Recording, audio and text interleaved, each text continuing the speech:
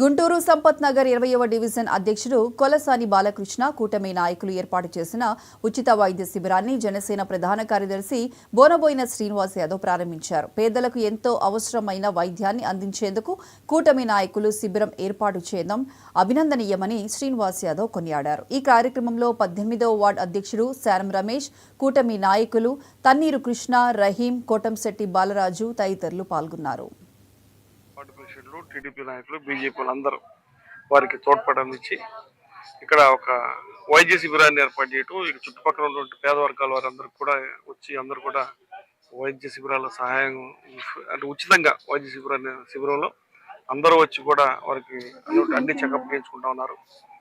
ఈ యొక్క వైద్య శిబిరానికి సహాయం చేసినటువంటి Sai Priya hospital and Maithri hospitals doctor Nageswara Rao గారు అండ్ పవన్ గారు వారికి కూడా జనసేన పార్టీ తరఫున కృతజ్ఞతలు తెలియజేస్తున్నాం. ఎందుకంటే ప్రస్తుత తరుణంలో ఉన్నటువంటి క్లైమేట్ కానివ్వండి, పొల్యూషన్ కానివ్వండి, క్లైమేట్ మార్పు చేర్పులు కానివ్వండి, పెద్ద వయసు వారికి అనారోగ్యం తెలియకుండా వస్తుంది. వారు ఈ యొక్క పేద వర్గాల వారు హాస్పిటల్కి వెళ్ళి టెస్టులు చేయించుకోలేక ఇప్పుడు ఎగ్జాంపుల్ బీపీ కానీ షుగర్ కానీ చేయించుకునే పరిస్థితి కూడా వాళ్ళకు ఉండదు.